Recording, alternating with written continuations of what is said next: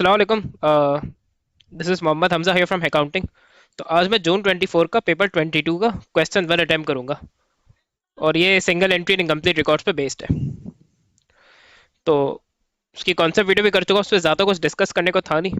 Main चीज़ इसमें यही है कि जितना प्रीवियस टॉपिक्स को बेसिक्स को आपने अच्छे से स्टडी किया हुआ है, उतना आपको इस टॉपिक में अपर हैंड मिलेगा। Zahid owns a small retail business. He has not maintained a full set of accounting records. Zakir Zaid supplied the following information for the year ended December 2023. All sales were made on a cash basis. Cash sales totaled 195,000. All goods were sold with a markup of 50%. Calculate the gross profit of the business for the year ended December 2023.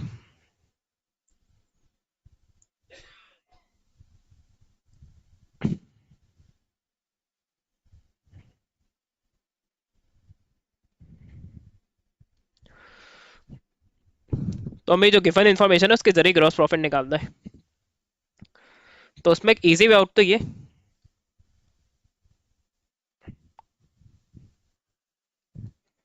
कि आपने जो maths पे equation पढ़ी होगी, cost plus markup is equal to selling price, वो use कर लेना चाहिए, उससे इजी होगा करना। और फाइनेंशियल अकाउंटिंग में देखिए याद रखिएगा,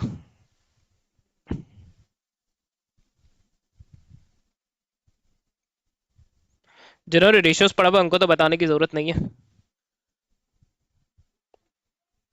तो ये जो फाइनेंशियल अकाउंटिंग में मार्कअप अगर दिया हुआ हो ना, तो वो आपका टोटल कॉस्ट पे नहीं, वो कॉस्ट ऑफ सेल्स पे लगता है। तो पहले यही प्रेफर्ड मेथड है, इससे मैं करके दिखाऊंगा।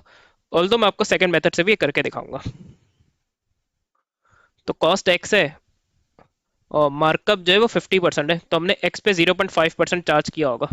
या परसेंटेज को मैं नंबर में इसलिए ले रहा हूँ तो इक्वेशन सॉल्व करना इजी हो जाता है, और इक्वेशन सॉल्व करने में टाइम भी कम लगता है। तो फिर ये आया होगा 195,000। तो ऑब्वियसली सेलिंग प्राइस की जगह रेवेन्यू हो जाएगा हमारा। तो 1 + 1.0.5 1.5x हो जाएगा। अब x है 195,000 डिवाइडेड बाय 1.5।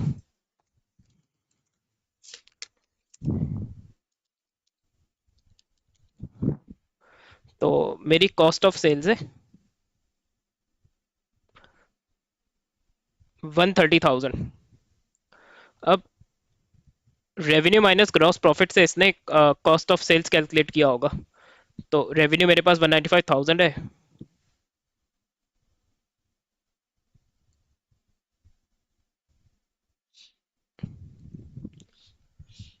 तो उसने revenue minus cost of sales से ग्रॉस प्रॉफिट निकाला होगा। इनकम नॉर्मली इनकम स्टेटमेंट में ऐसे ही निकलता है। तो मेरे पास अब रेवेन्यू भी है, मेरे पास कॉस्ट ऑफ सेल्स भी है, तो ग्रॉस प्रॉफिट आ जाएगा।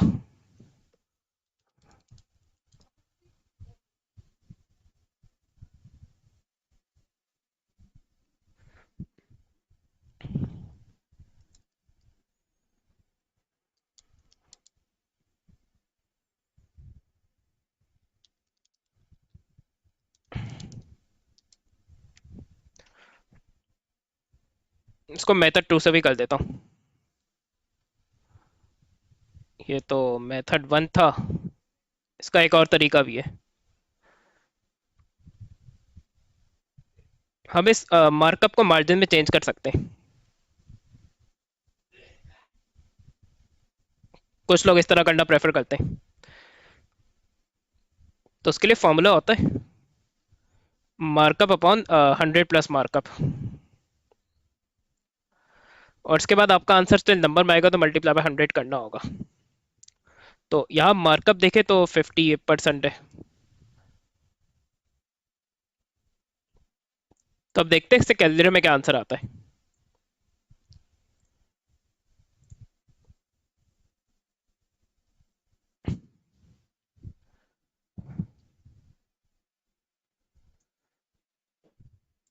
तो ये देखिए आपका डेसिमल्स में आ रहा है आपका मार्जिन ना, और मार्जिन देखिए मार्कअप से छोटा है तो उसका ना कन्वर्जन सही किया है सर, आप लोग चेक कर सकते हैं। तो इस पर देखिए क्या करें, जब डेसिमल्स का इशू हो रहा हो तो आप सब जैसे ये जो मार्जिन है आपको सिर्फ फ्रैक्शन मिले।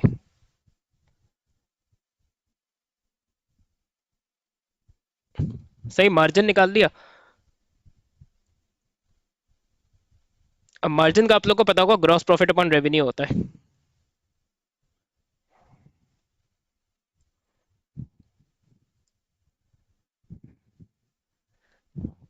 तो मार्जिन मेरे पास जैसे 1/3 है।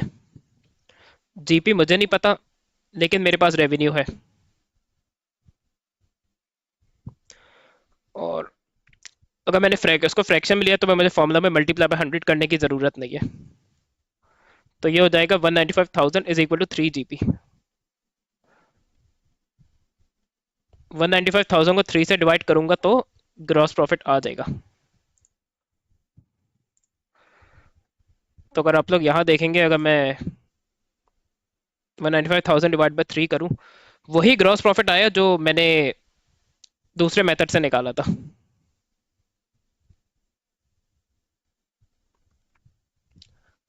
तो आई होप सो आप लोग को पार्ट ए क्लियर है।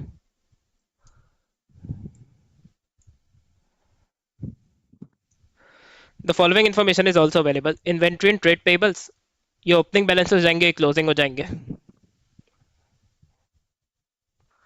और डेट्स में आपको बड़ा फोकस करना है इसमें कि कौन से ओपनिंग है, कौन से क्लोजिंग है। All purchases were made on credit. Trade suppliers were paid 134,240 after deducting cash discounts totalling 560. Zahid took goods for his own use during the year. However, no record was made of the value of these goods. लेकिन पहला task वो कह रहा है कि purchases निकालनी है।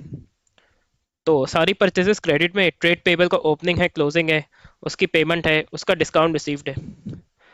तो उसका हम ट्रेड पेबल पीएलसी का अकाउंट बना के अपनी परचेजेस कैलकुलेट कर सकते हैं। तो ये सब मैं नीचे ही करूंगा ताकि सब एक जगह हो जाए।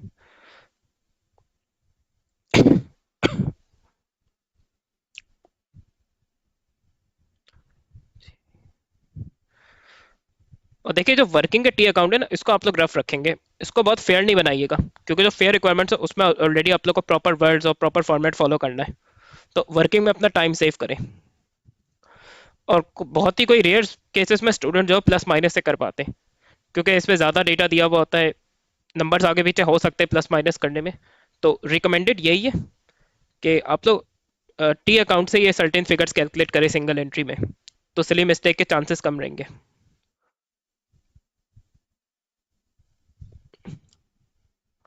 इसका सीडी है 15,600। सप्लायर को जो पे किया 134,240। डिस्काउंट रिसीव भी यहाँ डेबिट ही होता है। तो हमारी डिफरेंस से परचेजेस आ जाएगी।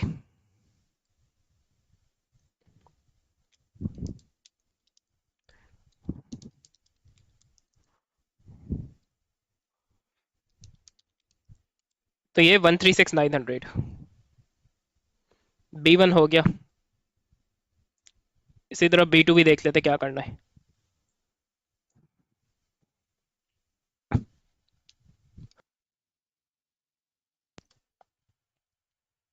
अब हमें गुड्स की ड्राइंग कैलकुलेट करनी है। The value of goods taken for own use by Zahid.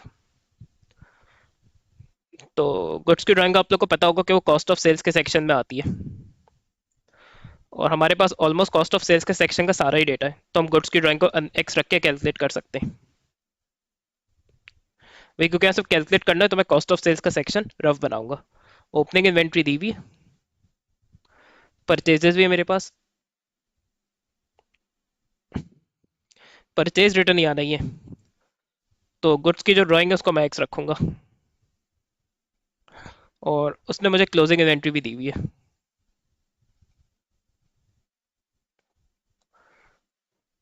ये सब करते कराते इसकी वो कॉस्ट ऑफ सेल्स आ गई होगी जो ऊपर हमने कैलकुलेशन से निकाली थी।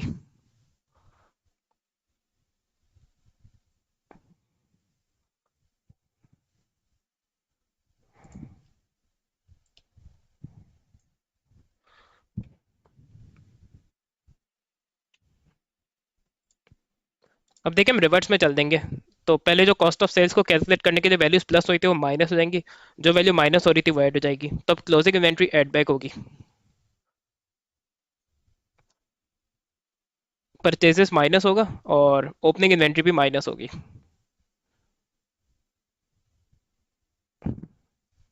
तो मेरी गुड्स की ड्राइंग 840 की है।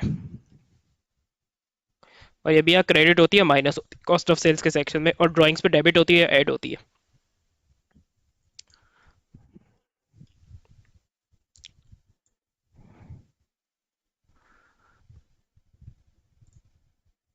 अब इसके बाद एडिशनल इन्फॉर्मेशन है। The following information is available for Zaid's business. Non-current assets had the following values: opening, closing. During the year ended December 2023, a non-current asset was sold for 5600, resulting in a profit on disposal of 2400. Gain on disposal तो चले दिया हुआ है. Additional non-current assets were purchased for 9200. बाकी other income की और expenses की information दी हुई है, और उसके बाद स्टेटमेंट ऑफ प्रॉफिट और लॉस का एक्सट्रैक्ट मांगा है। और ये आपको पूरा नहीं बनाना है, ये आपको ग्रॉस प्रॉफिट से कंटिन्यू करना है। तो अब और कोई इन्फॉर्मेशन नहीं है। तो अब यहाँ आप लोग देखें, जैसे नॉन करंट एसेट की ना डेप्रिसिएशन मेथड बताया हुआ है, ना रेट बताया हुआ है, कोई ऐसा डेटा नहीं है। ना हमें प्रोविजन फॉर डेप्रिसिएशन या एक्यूमुलेटेड डेप्रिसिएशन की कोई इन्फॉर्मेशन दी हुई है। और आप देखिए ओपनिंग और क्लोजिंग नेट बुक वैल्यू है, और यहाँ हम डिस्पोज ऑफ एसेट की भी नेट बुक वैल्यू कैलकुलेट कर सकते हैं। तो अगर ऐसी इन्फॉर्मेशन गिवन हो ना सिंगल एंट्री में किसी और क्वेश्चन में भी, तो इसमें हम रफ जैसे नेट बुक वैल्यू का अकाउंट बना के उस पर डिफरेंस से डेप्रिसिएशन निकालेंगे।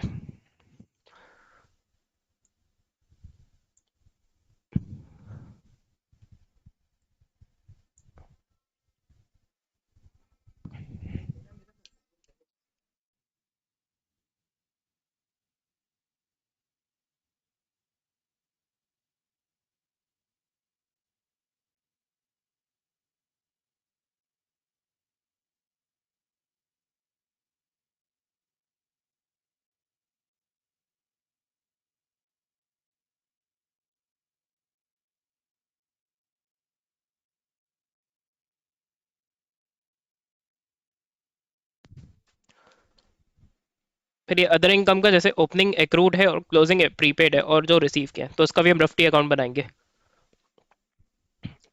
इसी तरह एडवर्टाइजिंग का ओपनिंग प्रीपेड क्लोजिंग एक्रूड और बैंक से जो पे किया है। जनरल एक्सपेंसेस का ओपनिंग है, क्लोजिंग नहीं है। इंश्योरेंस के दोनों ही प्रीपेड है।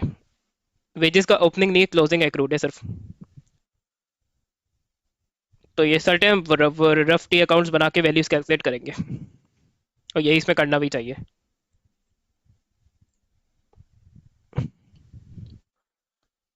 तो मैं पार्ट सी की वर्किंग से स्टार्ट करता हूँ। सबसे पहले मैं नॉन करंट एसेट ही करके दिखाऊंगा।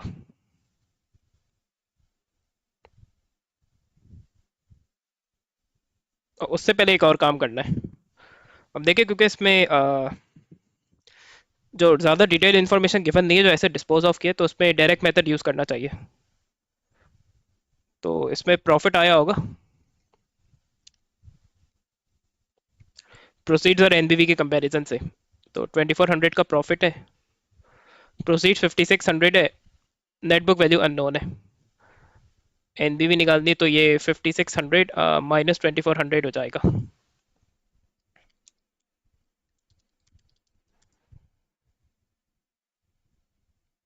तो जो डिस्पोज्ड ऑफ एसेट है उसकी नेट बुक वैल्यू 3200 है। तो ओपनिंग 194,000 है, सीडी 188,000 है, और इसमें एडिशन दी हुई है 9200, वो यहाँ डेबिट ही होगी। क्योंकि नया एसेट है, सिर्फ ये कॉस्ट में आता है, बाकी हर चीज़ की नेट बुक वैल्यू आती है। और क्योंकि नेट बुक वैल्यू का अकाउंट है, तो उस पर डिस्पोज्ड ऑफ एसेट की भी नेट बुक वैल्यू होनी चाहिए। तो वो 3200 इसलिए मैंने कैलकुलेट की थी। और इस पर डेप चार्ज जैसे पे डिफरेंस से निकाला जा सकता है। और ऑब्वियसली ये डेप्रिसिएशन चार्ज इसको नेट बुक वैल्यू को डिक्रीज करता है, तो यहाँ ये क्रेडिट होगा। तो ये क्रेडिट होता है इस अकाउंट में।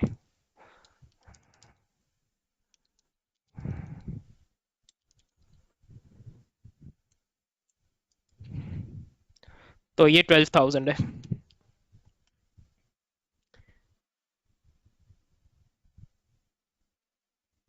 इसी तरह रेंट इनकम का अकाउंट बनाता हूँ रफ।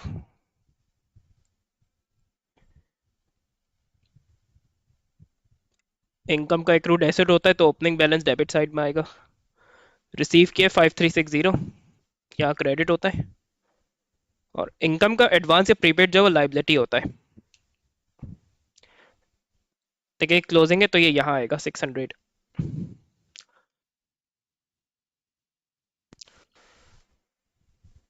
तो यहाँ मैं डिफरेंस से निकाल सकता हूँ वो अमाउंट जो इनकम स्टेटमेंट में जाएगी रेंट इनकम की।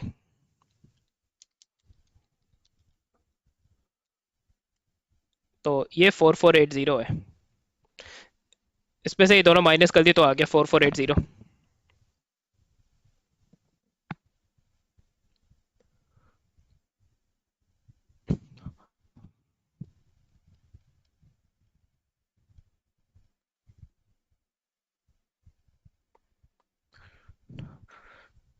एक्सपेंस के केस पे जो प्रीपेड है वो एसेट होता है, तो ओपनिंग बैलेंस डेबिट साइड में आएगा।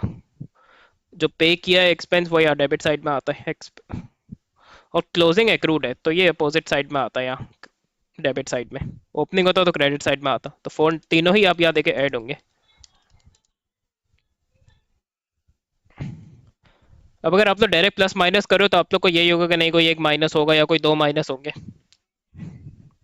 तो टी अकाउंट से आपको इस चीज़ पे ज़्यादा क्लैरिटी रहेगी। अच्छा, जनरल एक्सपेंसेस का ओपनिंग एक्रूड है, तो opening accrued liability credit side में आएगी। 8480 पे किया है जनरल एक्सपेंस, यहाँ आ जाएगा डेबिट साइड में। तो 8480 माइनस 570, तो 7910।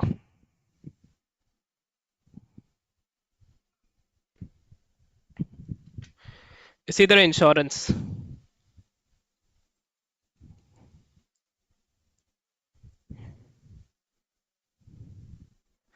तो ब्रॉड फॉरवर्ड एक्सपेंस के दोनों ही प्रीपेड दिए हुए, तो ओपनिंग डेबिट साइड में होगा, क्लोजिंग अपोजिट क्रेडिट साइड में होगा।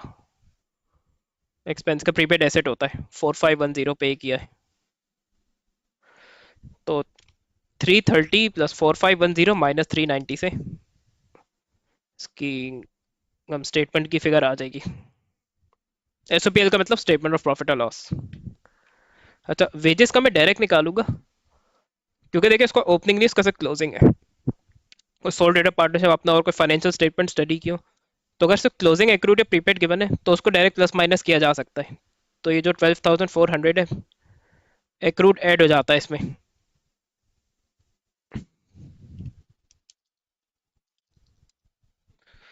तो ये है 12870। तो हमारी सारी वर्किंग्स हो गई, अब हम सुकून से स्टेटमेंट ऑफ प्रॉफिट और लॉस बना सकते हैं।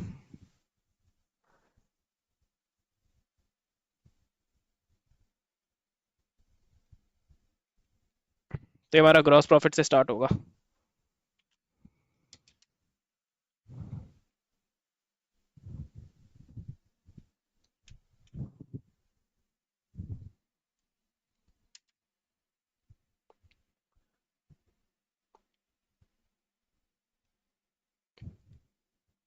अब इस पे अदर इनकम से तो हम लेंगे, पहले तो डिस्काउंट रिसीव्ड है।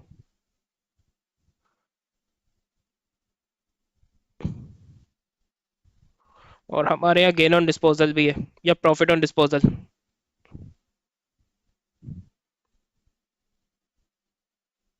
और हमारी रेंट की भी अदर इनकम है।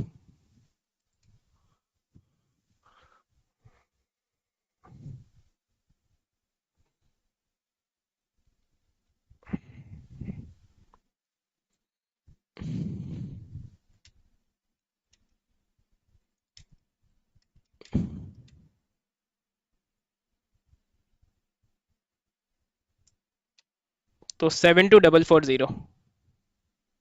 अब हम करेंगे लेस ऑपरेटिंग एक्सपेंसेस।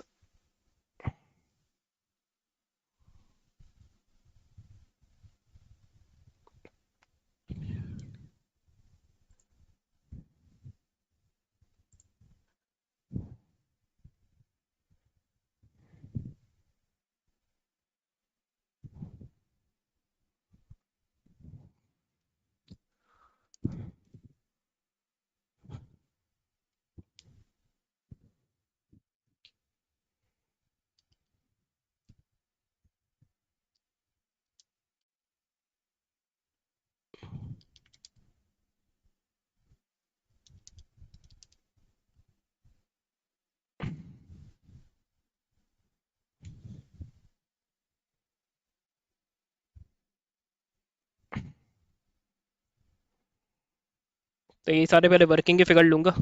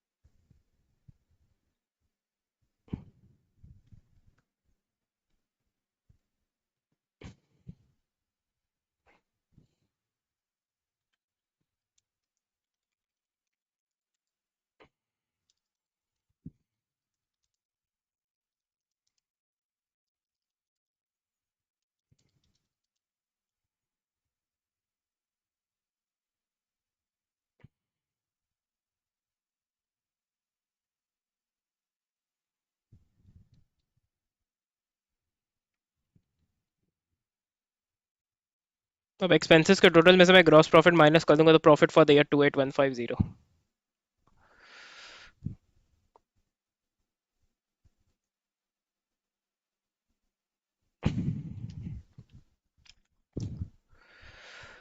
तो काफ़ी अच्छा क्वेश्चन है ये। एक तो ये बहुत डिफिकल्ट भी नहीं है और आपके इंपॉर्टेंट जो कॉन्सेप्ट है सिंगल एंट्री के वो कवर करता है।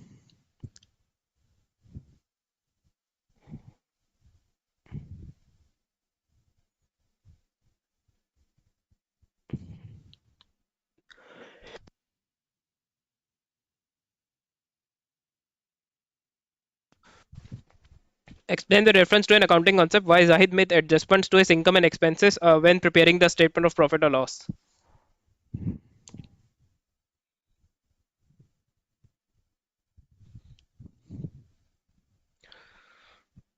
तो उसमें आपको मेन आइडिया होगा ही कि मैचिंग कॉन्सेप्ट है या इक्वल्स कॉन्सेप्ट।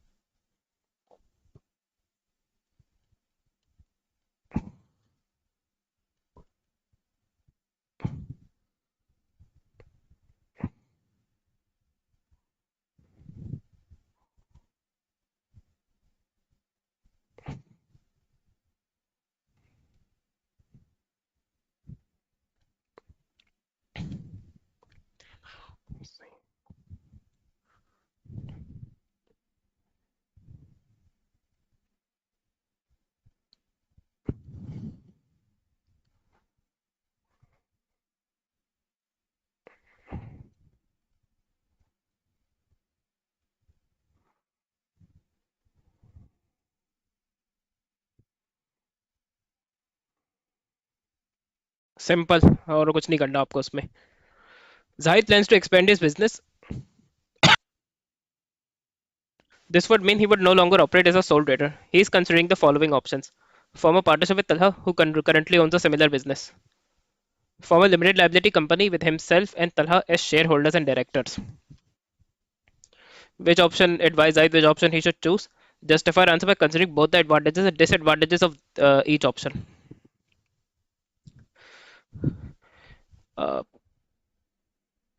पार्टनरशिप में ये कि जाहिद का वर्कलोड रिड्यूस हो जाएगा क्योंकि वो ड्यूटीज और रिस्पॉन्सिबिलिटीज तलहा के साथ शेयर होंगी।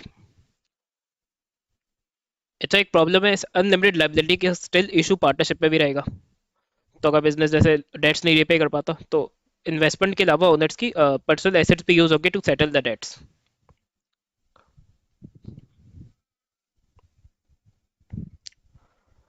और प्लस तलहा का भी सिमिलर बिजनेस है, तो दो बिजनेस जब जैसे पार्टनरशिप करेंगे तो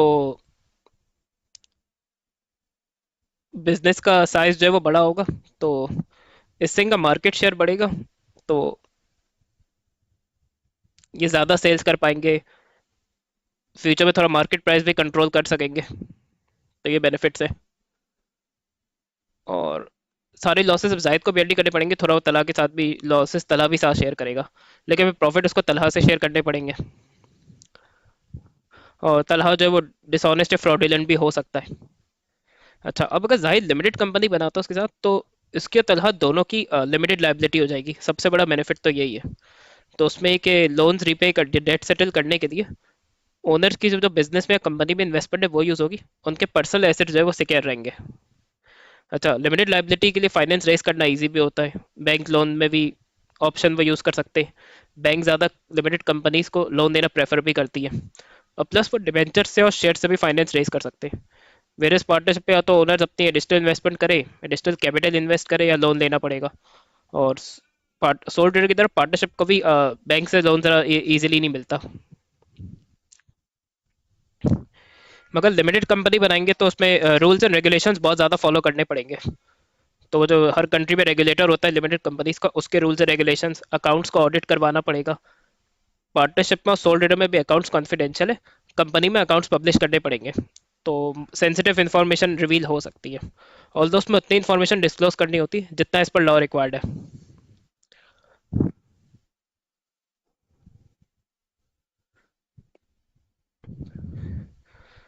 तो ऑप्शन बी मैं रिकमेंड करूंगा, आप लोग वैसे कोई भी ऑप्शन रिकमेंड कर सकते हैं।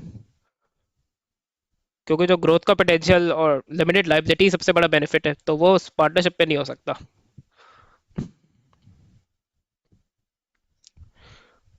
और एक और चीज़ है, इसमें दोनों डायरेक्टर्स भी ज्वाइन कर रहे हैं, सिर्फ शेयर होल्डर्स नहीं है। तो शेयर होल्डर्स बिजनेस की रनिंग में इन्वॉल्व नहीं होते, वे तो वो डायरेक्टर भी हैं, तो डायरेक्टर जो है वो बिजनेस की रनिंग में इन्वॉल्व होते हैं वो, तो स्टिल बिजनेस भी रन कर सकेंगे और उसकी रनिंग में पार्ट ले सकेंगे।